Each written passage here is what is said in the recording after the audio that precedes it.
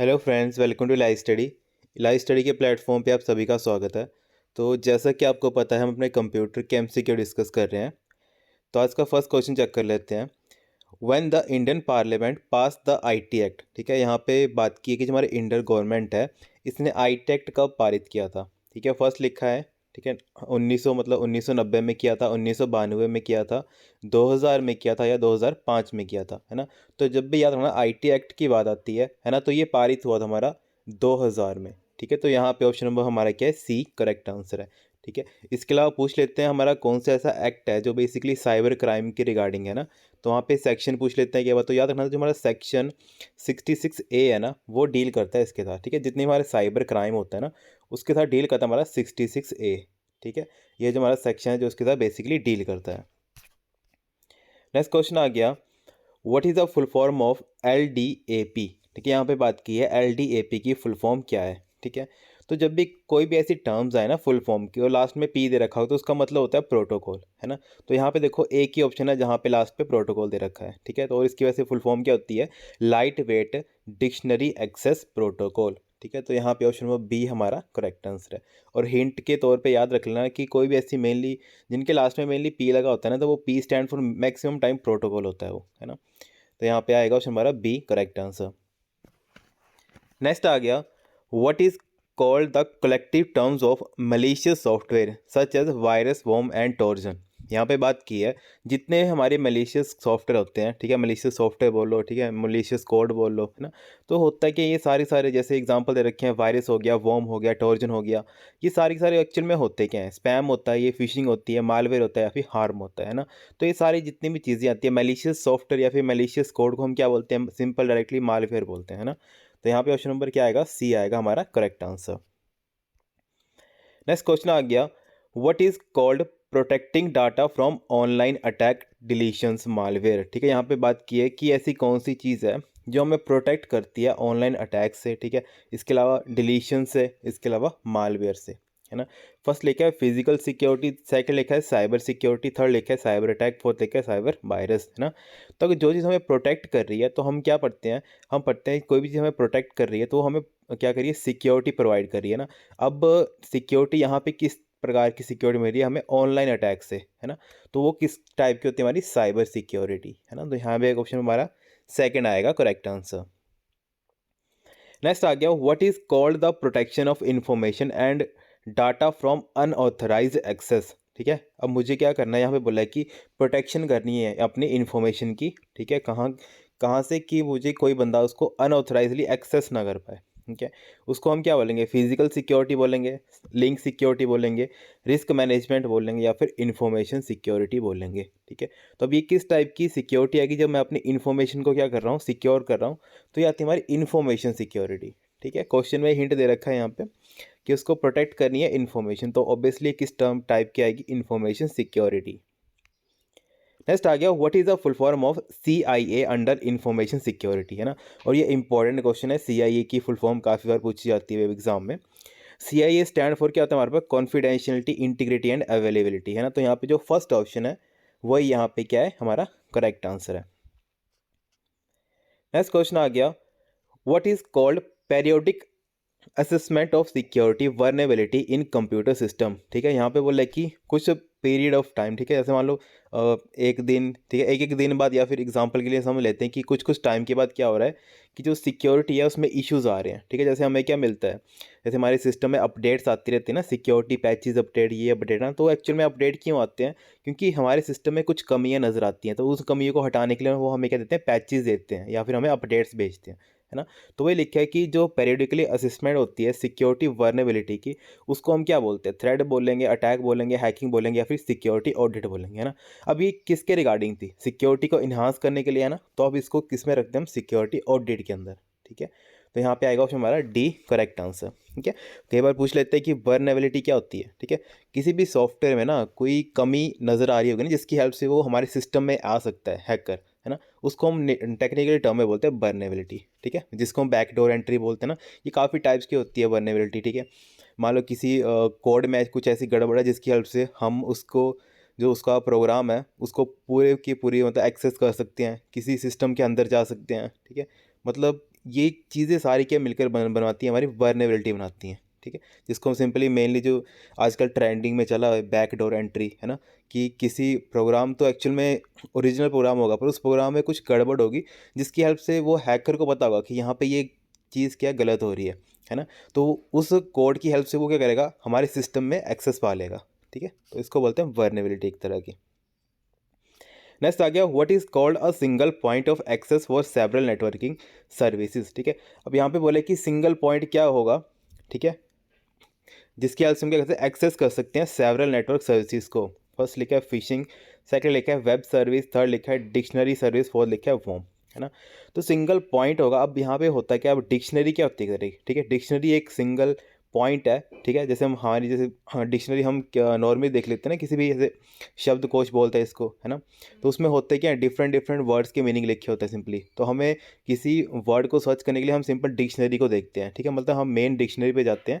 इसके अलावा हम सारी की सारी चीज़ें वहीं पे देख सकते हैं, मतलब सारे वर्ड देख सकते हैं, ठीक है, इस वर्ड का क्या मतलब है वो देख सकते हैं। वही अगर नेटवर्किंग की बात करें कि हमें सारी की सारी सर्विसेज कहाँ पे मिलती हैं, तो वो भी हमें डिक्शनरी के अंदर मिलती हैं, तो उसको हम टेक्निकली बोलते हैं डिक्शनरी सर्विस, है ना। तो यहाँ पे ऑप्शन हमारा सी आएगा करेक्ट आंसर। नेक्स्ट आ गया which activities endanger and sovereignty and integrity of nation, ठीक है। यहाँ पे बोले कि ऐसी कौन सी एक्टिविटी है जिसकी हेल्प ना सिंपली होता क्या है, जो हमारी जैसे मान लो इंडिया की जो सिक्योरिटी है इसके ऊपर कोई इशू आ रहे हैं, ठीक है, मतलब वो क्या कर रहे हैं, कोई बाहर की जो मतलब अथॉरिटीज़ है या फिर बाहर की जो अदर कंट्रीज़ हैं वो क्या कर रही हैं, हमारी कंट्री के ऊपर क्या कर रही हैं, डे टू डे क्या करती हैं, साइबर अटैक्स करती हैं सिंपली, जिसकी हेल्प से हमारी जो सिस्टम है, ठीक है, इनको वो करप्ट करना चाहते हैं या फिर हमारी पर्सनल इन्फॉर्मेशन है वो उनको कलेक्ट करना चाहते हैं ना। तो ये सारी सारी एक्टिविटीज़ किसके अंदर आती हैं, फर्स्ट लिखा है साइबर टेररिज्म, ठीक है, सेकंड लिखा है साइबर वैंडलिज्म, थर्ड लिखा है साइबर स्क्वैटिंग, फोर्थ लिखा है कार्डिंग, है ना। तो ये अब देखो ना, अब टेररिस्ट होते क्या हैं, जो हमारे कंट्री को क्या करना चाहते हैं, मतलब एक तरह का डिस्ट्रॉय करना चाहते हैं, सिंपली उनका मेन मोटिव ये है कि हमारे जो कंट्री है उसको कैसे वो डिस्ट्रॉय करें, है ना। और वही in the form of internet भी क्या होता है, उसको बोलते हैं साइबर टेररिज्म, है ना। तो यहाँ पे आएगा हमारा फर्स्ट करेक्ट आंसर। नेक्स्ट आ गया which crime involve the use of computer network to create distribute और access material that sexually exploit under age person, ठीक है। यहाँ पे बोला है कि जो हमारा सिंपल नेटवर्किंग की बात की है, ठीक है, कंप्यूटर नेटवर्क बोलो या फिर साइबर क्राइम होता है एक तरह का ये, है ना, जिसमें क्या होता है इलीगल या फिर जो हमें एक्सेस नहीं होना चाहिए यूज़र को, ठीक है, नॉर्मल यूज़र को वो मटेरियल एक्सेस नहीं होना चाहिए, लाइक क्या सेक्सुअली, ठीक है, जैसे मान लो कि जो सेक्सुअली जो वीडियोस होती हैं वो क्या होता है, नॉर्मल जो पर्सन्स को मतलब डिप्लॉय नहीं होनी चाहिए, ठीक है, मतलब देनी नहीं चाहिए, ठीक है। तो वो किस टाइप की उसमें आती हैं, ठीक है। अब होता है क्या, जो हमारे अंडर एज बोलते हैं ना, ठीक है, जो भी अंडर एज जो भी मतलब पोर्नोग्राफी वगैरह होती है ना, वो सारी की सारी इन चीज़ों के अंडर आती हैं, ठीक है। अंडर एज पर्सन के रिगार्डिंग बात किया तो ये आएगा हमारा चाइल्ड पोर्नोग्राफी, ठीक है। तो ये क्या है, हमारा इलीगल है एक तरह का, ठीक है, जैसे बोलते हैं ना चाइल्ड पोर्नोग्राफी क्या हमारी बैन है ना। तो क्यों बैन है, क्योंकि ये सारी एक तरह की क्या है, हमारा साइबर क्राइम के अंदर आती हैं ये। नेक्स्ट आ गया how cells are named in M S Excel, यहाँ पे बोला कि सेल्स को हम एम एस एक्सेल के अंदर क्या से मतलब नाम कैसे देते हैं। फर्स्ट लिखा है अल्फ़ाबेटिकली, सेकंड लिखा है न्यूमेरिकली, थर्ड लिखा है अल्फ़ा न्यूमेरिकली, फोर्थ लिखा है स्पेशल करेक्टर। अब यहाँ पे सेल की बात करिए, ठीक है, तो सेल किससे मिलकर बनते हैं, हमारा रोज एंड कॉलम से, है ना। हमें पता है कॉलम्स क्या होते हैं, हाँ अल्फ़ाबेट से होते हैं, और जो हमारी रोज होती हैं वो कहते हैं न्यूमेरिकल होती हैं, ठीक है। तो अब सेल क्या होगा, intersection of rose and column, तो इसको हम क्या बोल सकते हैं, अल्फ़ा न्यूमेरिकली, है ना। तो यहाँ पे ऑप्शन हमारा आएगा थर्ड करेक्ट आंसर। नेक्स्ट आ गया what is the maximum limit of rows in M S Excel 2010, यहाँ बोले कि जो हमारी रोज है उसकी रेंज कितनी है हमारी एक्सेल 2010 के अंदर। फर्स्ट लिखा है 108456 सेकंड लिखा है 104856 थर्ड लिखा है 104856 और फोर्थ लिखा है 108456, ठीक है। तो याद रखना ये हमारी जो रेंज चलती है वो चलती है 104856, ठीक है। तो यहाँ पे जो हमारा ऑप्शन नंबर सी है वो क्या है, यहाँ पे करेक्ट आंसर है, ठीक है, 104856, ठीक है, याद रख लेना इंपॉर्टेंट है ये। नेक्स्ट आ गया what is the maximum limit of column in M S Excel 2010, ठीक है। यहाँ पे बात करिए वही, पहले हमने रोज चेक कर लिया, अब चेक कर लेते हैं कॉलम्स कितने होते हैं टोटल, है ना। फर्स्ट लिखा है 16,384, सेकंड लिखा है 16,438, थर्ड लिखा है 16,843 और फोर्थ लिखा है 16,348, ठीक है। तो मेनली ये कितनी कंसीडर की जाती हैं, 16,384। तो यहाँ पे क्या है, हमारा जो फर्स्ट ऑप्शन है वही क्या है यहाँ पे हमारा करेक्ट आंसर है। नेक्स्ट क्वेश्चन आ गया, which tab is use to include pivot table chart hyperlink to a spreadsheet, ठीक है। यहाँ पे बोला है कि हम कौन से टैब के अंदर जाएंगे जिसकी हेल्प से हम क्या कर सकते हैं, पाइवट चार्ट को, ठीक है, पाइवट टेबल, पाइवट चार्ट, इन सभी को क्या कर सकते हैं, या फिर हाइपरलिंक को अपने स्प्रेडशीट प्रोग्राम में ऐड कर सकते हैं। फर्स्ट लिखा है इंसर्ट, सेकंड लिखा है पेज लेआउट, थर्ड लिखा है डाटा, फोर्थ लिखा है रिव्यू, है ना। तो ये सारी चीज़ें हमें कहाँ मिलती है, इंसर्ट टैब के अंदर, ठीक है। तो मेनली हम टिक करेंगे ऑप्शन हमारा फर्स्ट यहाँ पे क्या है करेक्ट आंसर है। फिर नेक्स्ट क्वेश्चन आ गया हमारे पास, एक सेकेंड, नेक्स्ट क्वेश्चन आ गया हमारे पास, which tab in Excel is used, sorry, question देख लेते हैं, which tab in Excel is used when importing, querying, outlining and subtotalling the data placed into a worksheet data list, ठीक है। यहाँ पे बोला कि कौन सा जो एक्सेल की टैब है जिसकी हेल्प से हम क्या करते हैं, इंपोर्ट कर सकते हैं, क्यूरी कर सकते हैं, ठीक है, आउटलाइन कर सकते हैं, सब टोटल कर सकते हैं, ठीक है, ये सारी की सारी चीज़ें कर सकते हैं। कहाँ कर सकते हैं, फर्स्ट लिखा है फॉर्मूला के अंदर, सेकंड लिखा है डाटा, थर्ड लिखा है रिव्यू और फोर्थ लिखा है इंसर्ट, है ना। तो ये सारी की सारी चीज़ें हम कहाँ पे जाके कर सकते हैं, अपने डाटा के अंदर, ठीक है। तो यहाँ पे ऑप्शन नंबर क्या आएगा, बी आएगा हमारा करेक्ट आंसर। नेक्स्ट आ गया, which tab in Excel is used for proofing, protecting and marking up a spreadsheet, ठीक है। ये सारी चीज़ें हम कहाँ कौन सी टैब पे जाके कर सकते हैं, वही पूछा है। फर्स्ट लिखा है फॉर्मूला, सेकंड लिखा है डाटा, थर्ड लिखा है रिव्यू एंड फोर्थ लिखा है इंसर्ट, है ना। तो ये सारी की सारी चीज़ें हम जाके कर सकते हैं रिव्यू टैब के अंदर, ठीक है। और ये इंपॉर्टेंट क्वेश्चन है ये हमारा। नेक्स्ट आ गया, what type of software is M S Word, हमारा एम एस वर्ड किस तरह का सॉफ्टवेयर, ये हमारा एप्लीकेशन सॉफ्टवेयर है ना। तो यहाँ पे आएगा हमारा फर्स्ट ऑप्शन क्या है यहाँ पे करेक्ट आंसर।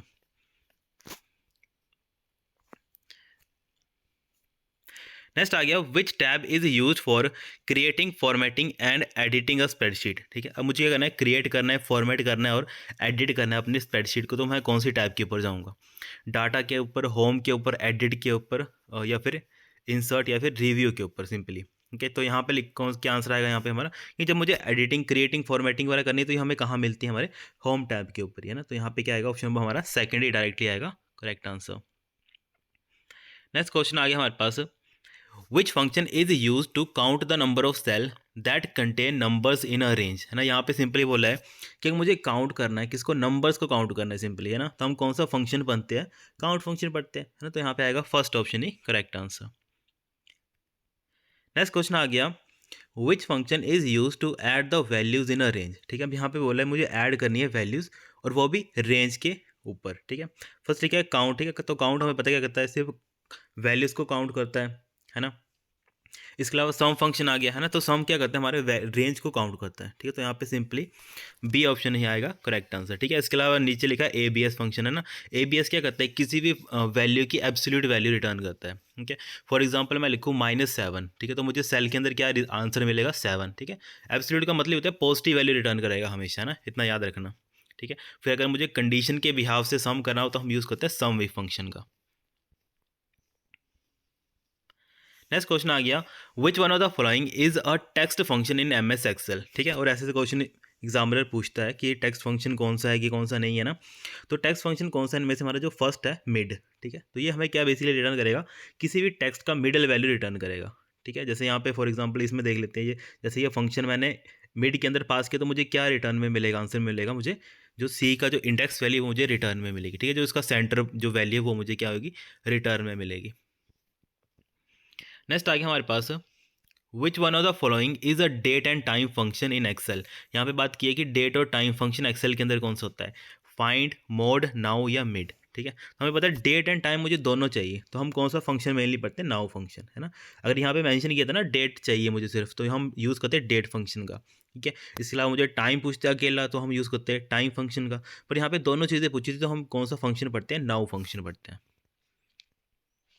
नेक्स्ट क्वेश्चन आ गया, which function is used to find the middle number in a range, ठीक है। और ये मेनली क्वेश्चन पूछा जाता है कि हमें कोई मिडल नंबर किसी रेंज में से निकालना तो हम कौन सा फंक्शन पढ़ते हैं, है ना। तो हम पढ़ते हैं मीडियन फंक्शन, ठीक है। तो यहाँ पे आएगा हमारा ऑप्शन नंबर फर्स्ट आएगा करेक्ट आंसर। नेक्स्ट आ गया, what is the purpose tab की मतलब सिंपली पूछा है कि टैब की का क्या पर्पस है ना। फर्स्ट लिखा है move cell pointer to previous column, कि प्रीवियस कॉलम पे क्या करेगा, मेरे उसको सेल पॉइंटर को लेकर जाएगा, ठीक है। सेकंड लिखा है move cell pointer to next column, कि नेक्स्ट कॉलम पर लेके जाएगा। थर्ड लिखा है move cell pointer to previous row, कि प्रीवियस रो के ऊपर ले जाएगा। और फोर्थ लिखा है move cell pointer to next row, कि नेक्स्ट रो के ऊपर लेके जाएगा, है ना। तब टैब क्या करेगा, सिंपली जो एक कॉलम है इससे नेक्स्ट कॉलम पे हमें क्या करेगा, शिफ्ट करवाएगा या फिर उसके पॉइंटर को चेंज करेगा, ठीक है। तो यहाँ पे ऑप्शन हमारा क्या आएगा, बी आएगा करेक्ट आंसर, ठीक है। Move cell pointer to next column, ठीक है। यहाँ पे हो क्या रहा है, जैसे मान लो यहाँ पे क्या है, इस जगह पे मेरा अभी करंटली क्या है, मेरा कर्सर है ना। तो होता क्या है, अब जैसे मैंने टैब प्रेस किया, ठीक है, तो टैब क्या करेगा, जैसे मैंने टैब प्रेस किया तो ये अपने नेक्स्ट वाला जो है यहाँ पे जो कॉलम है वहाँ पे क्या करेगा, मेरा जो कर्सर है उसको लेकर चला जाएगा, ठीक है। यहाँ पे ये मतलब है इसका, ठीक है। इसका जो रेफरेंस है वो चेंज कर देगा कहाँ पे, जो इसका नेक्स्ट जो कॉलम है उसके ऊपर। नेक्स्ट क्वेश्चन आ गया, विच command is used display calendar in current month, ठीक है। यहाँ पे अब हम देख रहे हैं थोड़े लिनक्स के हैं ये कमांड, है ना।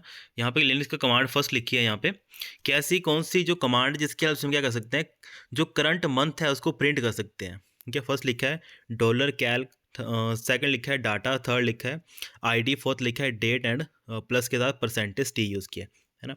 तो याद रखना जब भी हम मुझे क्या करना है, करंट मंथ को प्रिंट करना है, तो हम सिंपली कैल फंक्शन का यूज़ करेंगे, ठीक है। किसके अंदर, अपने लिनक्स के अंदर, ठीक है। तो यहाँ पे क्या आएगा, सिंपली हमारा जो फर्स्ट ऑप्शन है वही आएगा यहाँ पे करेक्ट आंसर।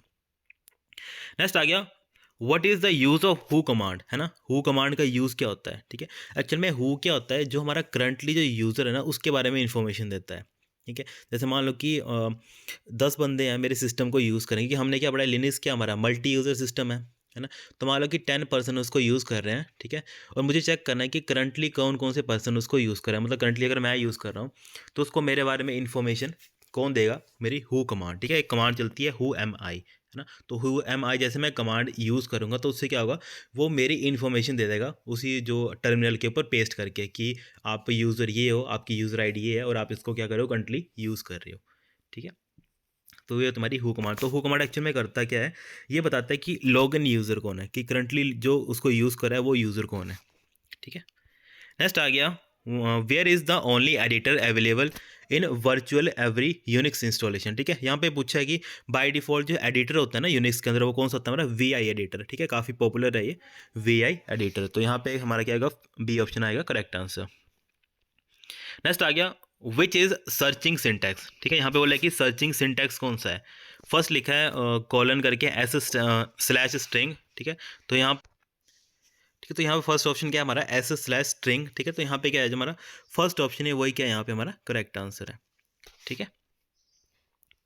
नेक्स्ट क्वेश्चन आ गया, what we should make it run in shell script first by using, ठीक है। अगर मुझे क्या करना है, सिंपली किसी चीज़ को रन करवाना है ना, ठीक है। यहाँ पे लिखा है रन करवाना है, मेक इट रन, ठीक है। तो उसके लिए रन के लिए, रन का मतलब क्या था एक्चुअल में, एग्जीक्यूट करवाना है ना। तो एग्जीक्यूट के लिए हम सिंबल यूज़ करते हैं एक्स का, ठीक है, सी एच मोड के साथ, है ना। अब इसके बारे में देख लेते हैं, सी एच मोड एक्चुअल में है क्या, ये लिनक्स की एक ऐसी कमांड है ना, ठीक है, जो क्या करती है, फाइल्स को परमिशन देने का काम करती है, ठीक है। अगर बाई चांस पेपर में आ गया कौन सी ऐसी कमांड है जिसके हेल्प से हम क्या करते हैं, फाइल्स को परमिशन देते हैं, ठीक है। तो कौन सी कमांड है, वो सी एच मोड है, ठीक है। अब इसमें 3 चीज़ें चलती हैं, आर डब्ल्यू एंड एक्स, ठीक है। जैसे हमारा ऑप्शन पर डी दे रखा है ना, आर डब्ल्यू एक्स, ठीक है। अब इसका मतलब क्या है, आर स्टैंड फॉर रीड, ठीक है, W stand for right and x stand for execute, ठीक है। हमें पता है हम फाइल के ऊपर 3 परमिशन दे सकते हैं, या तो फाइल को कोई रीड कर सकता है, ठीक है, या तो उसको राइट कर सकता है, या तो एग्जीक्यूट कर सकता है, या तो ये सारी की सारी चीज़ें कर सकता है ना। मान लो मैंने एक परमिशन दे रखी है आर डब्ल्यू, तो आर डब्ल्यू की क्या मतलब है कि पर्सन उसको रीड भी कर सकता है और राइट भी कर सकता है, पर एग्जीक्यूट नहीं कर सकता क्योंकि मैंने एक्स की परमिशन ही दे रखी है उसको, ठीक है। तो वही चीज़ें होती हैं, अगर इनके कॉम्बिनेशन से मैं क्या कर सकता हूँ, ये सारी चीज़, सारी परमिशन दे सकता हूँ किसी भी यूज़र को, ठीक है। तो यहाँ पे आएगा, अगर यहाँ पे लिखा है रन करवाने के लिए तो सिंपली आएगा यहाँ पे एक्स, ठीक है। और यहाँ पे लिखा था ना सिर्फ ओनली रीड, तो ओनली रीड के लिए आता है हमारा second option C H mod plus R, ठीक है, क्योंकि आर स्टैंड फॉर रीड। और अगर ओनली राइट लिखा होता तो तब आता ऑप्शन हमारा थर्ड। अगर ये लिखा होता कि सारी की सारी परमिशन देनी है उसको, रीड राइट एग्जीक्यूट, तब आता हमारा ऑप्शन हमारा डी करेक्ट आंसर, ठीक है। फिर नेक्स्ट क्वेश्चन आ गया हमारे पास, एक सेकेंड, फिर नेक्स्ट क्वेश्चन आ गया हमारे पास, which printer is used to print only characters and symbols. ठीक है, यहाँ पे बोला है कि ऐसा कौन सा प्रिंटर है जो सिर्फ प्रिंट करता है करेक्टर एंड सिम्बल्स को। ठीक है, करेक्टर और सिम्बल्स को प्रिंट करता है और ग्राफिक्स को प्रिंट नहीं करता है। ठीक है, and can not print graphic. ठीक है, और ये मे भी क्वेश्चन आ सकता है पेपर में क्योंकि ये इंपॉर्टेंट क्वेश्चन है। फर्स्ट लिखा है इंकजेट प्रिंटर, सेकंड लिखा है थर्मल प्रिंटर, थर्ड लिखा है डेजी व्हील प्रिंटर, फोर्थ लिखा है लेज़र प्रिंटर। ठीक है, तो हमें पता है डेजी व्हील प्रिंटर है वो सिर्फ करेक्टर्स को और जो हमारे सिंबल है इन्हीं को प्रिंट कर सकता है। ठीक है, क्यों प्रिंट कर सकता है कि हमारा जो डेजी व्हील है ना, एक्चुअल में है कि जो डेजी व्हील है ना उसके जो उसका हैमर है ना उसके ऊपर पहले से ABCD लिखी हुई है ऐसे ऐसे करके। ठीक है, इसकी वजह से ये कुछ और चीज़ें प्रिंट नहीं कर सकता है क्योंकि हाँ हमें पता है कि अगर कोई चीज़ पहले से ही हमने क्या कर रखी है, पहले से बना के रखी है, फ्लेक्सिबल नहीं है, अब ए ही उसके ऊपर लिखा है तो ए से मैं कोई इमेज तो बना नहीं सकता हूँ सिंपली, है ना। तो वही मतलब है कि डेजी व्हील एक्चुअल में अगर इस आपकी इमेज देखोगे या फिर इसको कभी रियल में देखोगे ना तो इसका जो हैमर होता है ना उसके ऊपर देखना उसके अल्फ़ाबेट पहले से प्रिंटेड है। ठीक है, इसको बोलते हैं हार्ड प्रिंटिंग, जो पहले से कोई चीज़ परमानेंटली प्रिंट होती है ना उसके ऊपर, जिसकी हेल्प से वो सिर्फ उन्हीं चीज़ों को प्रिंट कर सकता है। ठीक है, तो इसको हम क्या बोलते हैं, करेक्टर, ओनली करेक्टर प्रिंटर भी बोलते हैं इसको, डेजी व्हील प्रिंटर को, है ना। फिर नेक्स्ट आ गया हमारे पास which printers are widely used in fax machine. ठीक है, फैक्स मशीन हम कौन सी प्रिंटर यूज़ करते हैं, थर्मल प्रिंटर को यूज़ करते हैं, है ना। तो यहाँ पे आएगा हमारा फर्स्ट ऑप्शन ही आएगा करेक्ट आंसर। ठीक है, नेक्स्ट आ गया हमारे पास, एक सेकेंड, नेक्स्ट आ गया हमारे पास what is the main advantages of dot matrix printer. ठीक है, यहाँ पे बोला है कि डॉट मैट्रिक्स प्रिंटर की मेन एडवांटेज क्या है। फर्स्ट लिखा है स्पीड, सेकंड लिखा है to make carbon copy, third लिखा है कलर प्रिंट, फोर्थ लिखा है फोटो प्रिंट। ठीक है, अब मेन एडवांटेज क्या हमारी डॉट मैट्रिक्स प्रिंटर की, तो इससे हम क्या कर सकते हैं, कार्बन कॉपीज़ कर सकते हैं, टू मेक कार्बन कॉपीज़। ठीक है, तो यहाँ पे आएगा ऑप्शन हमारा बी करेक्ट आंसर। ठीक है, और ये ऐसे ऐसे क्वेश्चन एग्जामिनर मेनली पूछता है। नेक्स्ट आ गया हमारे पास which printer example of dot matrix printer. यहाँ बोला कि डॉट मैट्रिक्स प्रिंटर का एग्जांपल कौन है, line printer, of band printer, character printer या फिर इंक प्रिंटर। ठीक है, तो डॉट मैट्रिक्स किस तरह का प्रिंटर, हमारा करेक्टर प्रिंटर है ना।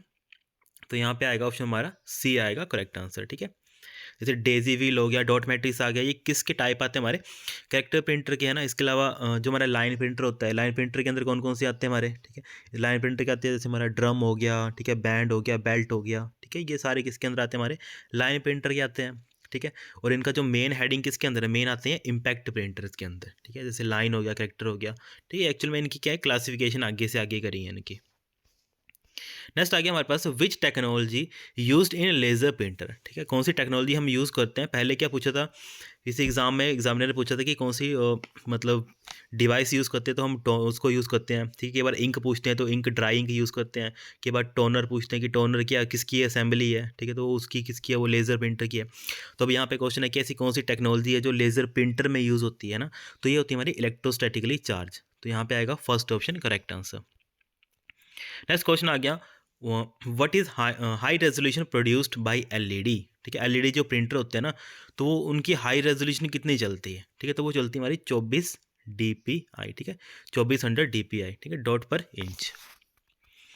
नेक्स्ट आ गया हमारे पास which test indicate that the motors lasers can drive assembly and sensor are working correctly. ठीक है, हमारा ऐसा कौन सा जो टेस्ट है वो चलता है जिसकी हेल्प से वो क्या करता है, प्रिंटर में बेसिकली चेक करता है कि जो उसका स्कैनरिंग का जो ड्राइव है, ठीक है, असेंबली ड्राइव है, सेंसर है, वो सारे के सारे एक्चुअल में ईजिली ठीक ढंग से काम कर रहे हैं। ठीक है, तो वो टेस्ट कौन सा होता है, हमारा इंजन टेस्ट बोलते हैं इसको। ठीक है, कि जो हमारा इंजन है, इंजन मतलब क्या, हमारा प्रिंटर है वो ठीक ढंग से काम कर रहा है कि नहीं कर रहा है ना।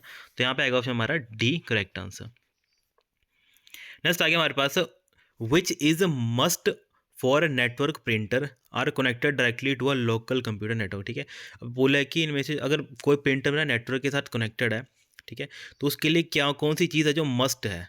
फर्स्ट लिखा है फाइल नेम, सेकंड लिखा है प्रिंटर सीरियल नंबर, थर्ड लिखा है DNS होस्ट नेम, फोर्थ लिखा है प्रिंटर कार्टेज। ठीक है, तो यहाँ पे हमें पता है क्या चाहिए, उसका होस्ट नेम चाहिए, है ना। तो यहाँ पे आएगा ऑप्शन हमारा थर्ड करेक्ट आंसर। ठीक है, यहाँ पे नेटवर्किंग की बात की है ना, तो नेटवर्क में मुझे मुझे किसी प्रिंटर के साथ कनेक्ट करना है तो मुझे उसका क्या चाहिए, DNS चाहिए, डोमेन नेम चाहिए, तभी तो उसके साथ मैं डायरेक्टली कनेक्ट कर सकता हूँ, है ना। नेक्स्ट आ गया हमारे पास which port socket in a computer uses 25 pin. ठीक है, या फिर क्वेश्चन के बार घुमा के पूछ लेते हैं, कैसा कौन सा यहाँ पे क्वेश्चन में दे रखा होगा कि पैरेलल पोर्ट कितने पिंस का होता है।